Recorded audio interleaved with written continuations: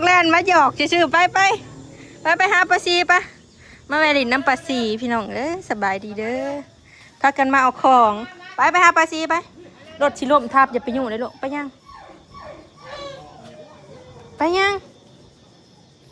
สบายดีเดี๋ยวสิไปสบายดีปลาซี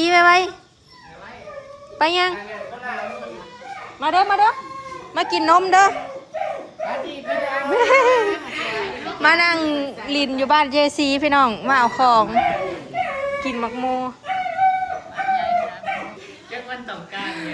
โคล่านะฮะห้องอยู่เพิ่นเจ็บรถเหยียบเพิ่นพี่น้องรถเหยียบในเรื่องเงินไก่ทางพี่น้องแอวลากไปบ่ได้บริมีคลินิกคลินกเองในอยู่บ้านเท่านะอยู่สวรรค์พูนเนาะถ้ามันไข้กับย่ามันดอกเคืองไปมันหักจีซองแต่ว่ามันก็สิทรมานแล้วกระดูกมันอะสิแตกเขาว่าเจ๊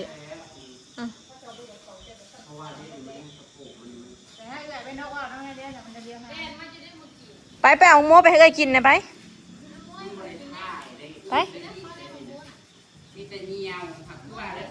ยายก็คือปาดไปนี่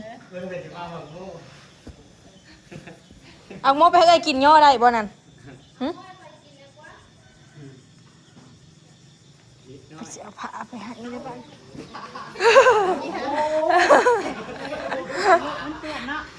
เอาออกโม้นี่ลูก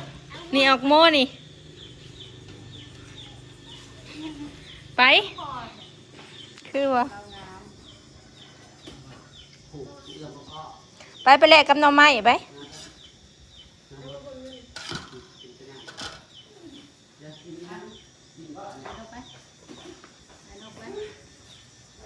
ที่กินเอง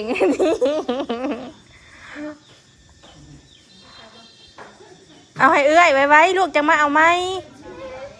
อยากกินดิ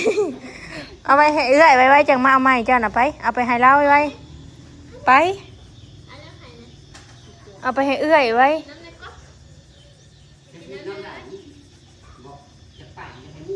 ไว้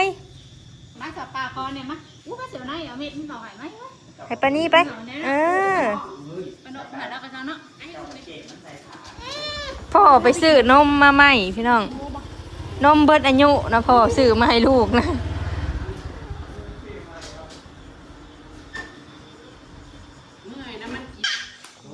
ดีแล้วเรากินเนาะรสจืดโอ้ยขอบใจก่อนทุจ้าโบเห็นแล้วนั่นสองมือตีล่ะทุจ้าสองมือดูดสนใจอยากกินแห้งจะเอานอนเลยทำไปขึ้นมานั่งขึ้นนั่งมาเล่นน้ำปลาซีลุงโยได้มั้ยกินเลยนะกินบ่มาใส่กินเลย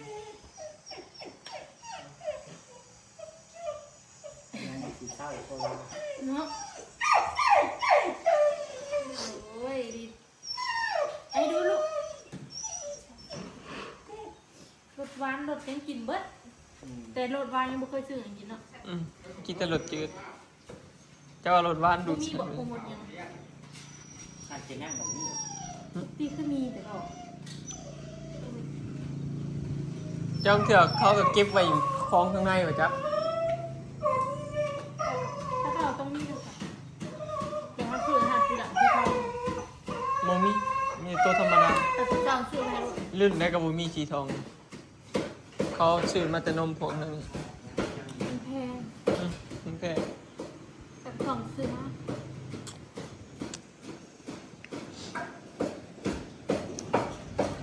แซ่บมาเลยนะฉันจะพาเขาหิวมาหายก็ได้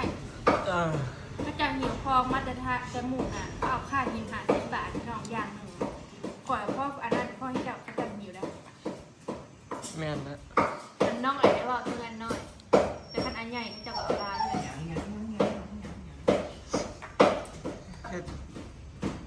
นมลิตรเขาเลยแต่ถ้าเจ้าหิวมาจะพูดแล้วน้องจะไปซื้อเองเนาะเมื่อไหร่หิวมาแต่พันท้ายใหญ่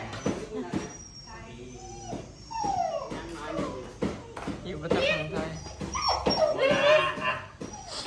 ไปขี่มาฮอนอยู่แล้ว พี่น้องก็จะละมืออื่น ฟอมา มึงไงดิ ฟอม ก่อนอยากจะไปดูเพื่อน มันกินยังมันก็บ่กินมันกินยากมานั่นถ้ามันกินเก่งคือเงินนั่นมันสิมือตัวไว้อยู่มันมือบ่ได้กินมันกินข้าวมันเป็นมากบ่ได้กิน มันกินบอลลง ได้กินไม่อยากกิน ปล่อยนะภาพไปอยู่สวรรค์พุทธอันคลินิก เมื่อ ไป ไม่ เกาะ ตาหน้ามาให้ โชคชัยเบอร์ชื่อค นั่ง ลินิ เนี่ย ก เขา เบอ มา ร์โชคชัยเด้อเนาะ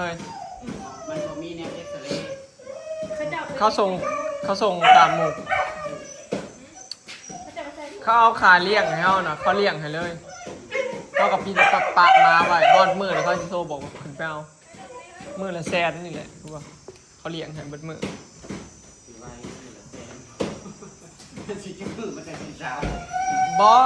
เขาบอกไว้เขาก็เอามาเลี้ยงบัดพ่อเขาก็เลี้ยงให้จัก3-4 มื้อสินะมันดีขึ้นแล้วเขาก็ไปเอาสินะแล้วเขาก็มาเอายายังปอดให้กินเอง นอนอยู่ชื่อเขาแล้วนอนอยู่รอ เขาบอกเอาไว้เกิน3 มื้อ บ่เกิน3 มื้อแม่นรักไหลเขา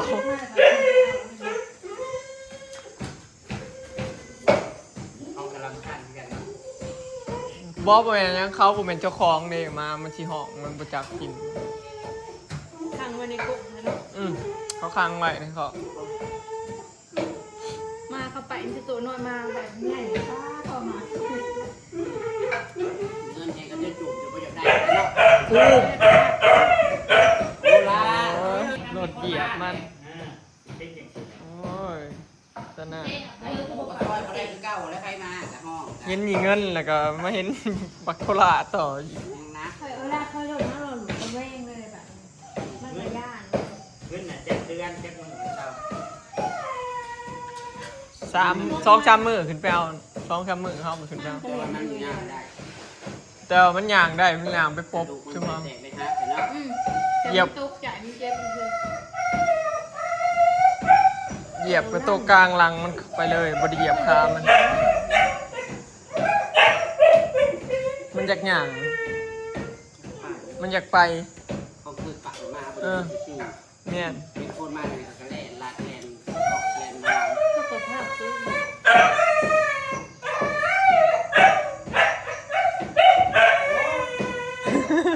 มันอยากไป อยู่บ่ได้ มาหากับผมมีแนวตอนรับโอ้โหเด็กซื้อเฮียมานั่งชื่อ ไปหาตีจักรจันทร์เข้าไป อากาศบริเย็นขึ้นมาชุ่มใจได้ต่างมากกว่าบริพิตี จักรจันทร์ห้องก็แก้ขึ้นมาสรุปเดี๋ยวบ่ได้ไปใช้เลยวันนี้พากันฝ่ามา มือเดียวไปถ่าย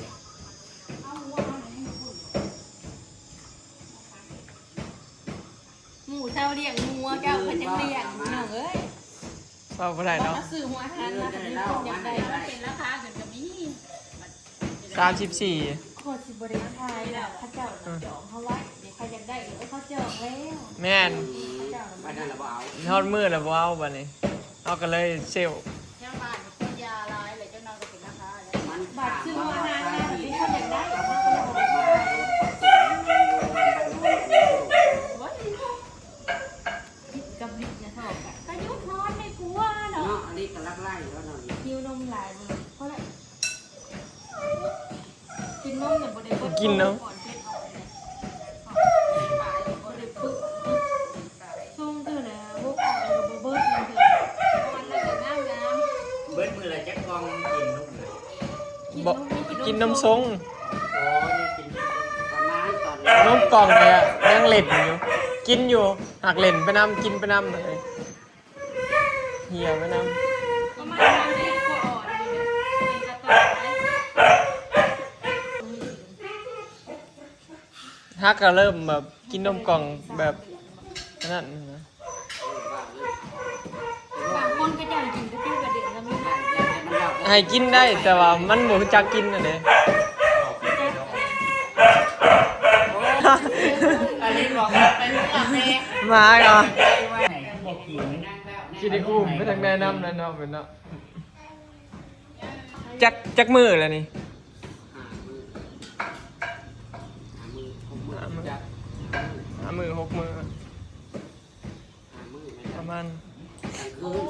3 ทุ่มเลยเฮ้ยเขาก็เกลือข้าวแล้วกินข้าวกัน ยวน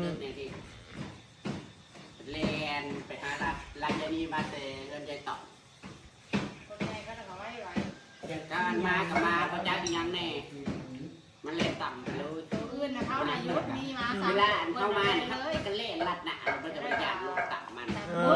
ะเล่นไว้มึง มันคิดว่าผู้เจ้าบ่คนบ่ยังมัน ไว้จ นะ นตัวเองก็บ่กล้าเลี้ยวรถมาแล้วก่อนจะจอดทุกคนจอดในทางนั้นเอง เวลาเล่นน้ำข้างนี่ค่ะไม่ได้เบิ่งรถไล่กันอย่างเดียวนี่ อืม ตัวเองก็เลี้ยวคนอื่น หน้าหน่อยนะนี่ แล้วก็ไม่ได้ถามว่าเจ้าบ้านไหน แม่ ไม่ มัน ได้ถามไป แม่น่ะคือพี่บ้าแม่มันน้อยบ้านใต้เหนือ รถจักรหรือรถยัง เขาเป็นมัตีได้ร้องละเอียด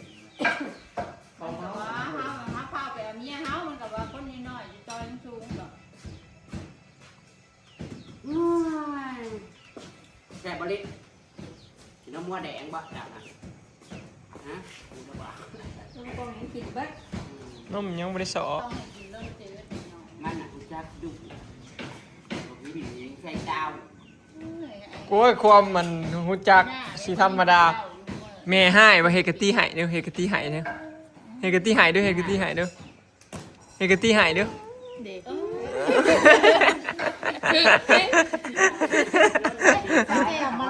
เลือกมาเลย ไม่ถามมาล่าได้ไม่ถามมาล่าดิ ได้มาลา จบโซนขาเต้น เออ แล้วเต้นได้ไหน แล้วเต้นอะไร อ่ะลูกเนาะ เอาลองเต้นมึงดู เต้นท่าเต้นไม่ถาม นี่เรามาลาเต้นอะไรเอาเอาไม่เท่ามาลาเต้นอะไรอะไรตึงตึงตึงตึง เต้นอย่างมึง ยังอายอยู่บ่ เจ้าง่ายๆนะ เออเด้ๆยกขาแหละเอ้ยไอ้ถามมาลาเพศเอ้ยเอ้ยเอ้ย ท่าเต้นอะไรลูกเอ เอ อ อ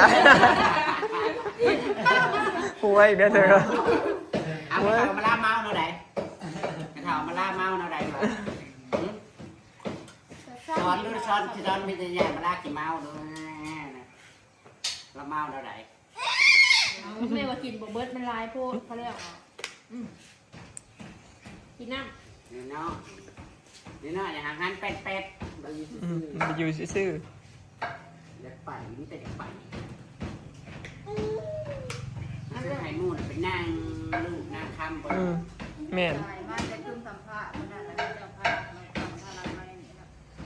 มาติเลื่อนทุกคนที่ขึ้นว่า มันเป็นบ้านง่ายแล้ว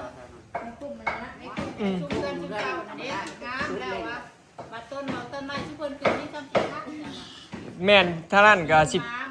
ต่อไปก็สิเป็นบ้านโคกยาวไปนะเอาไปจักเจ้าเอาได้ย่านไปได้เลยไป ต่อไปนะพุ่งถ้าพุ่งสิก่อนเนี่ยสินะตัว สิเป็นบ้านโคกยาว เป็นลูกเส้นล้านขึ้นอยู่แถวนั้นน้อยเลื่อน ลมหายใจนะ ที่แหละ อ่อนมันเป็นไข่นะมันจัก เอคอนกี โอเคเนาะพี่น้องมื้อนี้ก็มาแวะเล่นน้ำมันอันเอซีเนาะ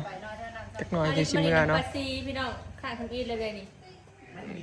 ครั้งที่2มามืองานแต่งเนาะเนี่ย เออปุ่นมากันบุก มือกระสิไปอยู่เรียนน้ำมันแย่มาล่าอยู่เอฟซี